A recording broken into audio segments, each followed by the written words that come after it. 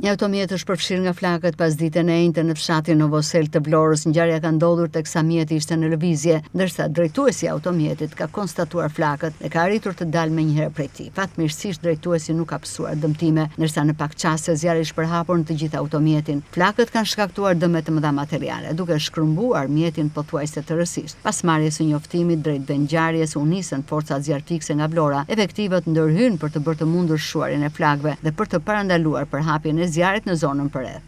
Në vendngjarje mbritën më pas dhe shërbimet e policisë së Vlorës së bashku me grupin e Timor. Përgjatë ndërhyrjes është bërë mundur sigurimi i zonës, ndërsa ka nisur verifikimet për të përcaktuar rrethanat dhe shkakun e zjarrit. Nga të dhënat paraprake dyshohet se shkaki i zjarrit mund të ketë qenë një defekt apo shkëndijë elektrike në sistemin e automjetit. Megjithatë, kjo mbetet ende një pistë paraprake dhe pritet të përcaktohet nga ekspertiza dhe hetimet e grupit e Timor.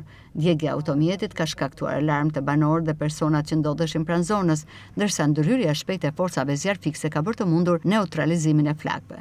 Policia ka nisur dokumentimin e plotë të ngjarjes, ndërsa priten përfundimet e hetimeve për të përcaktuar në mënyrë të saktë shkakun që çoi në përfshirjen e automjetit nga flakët.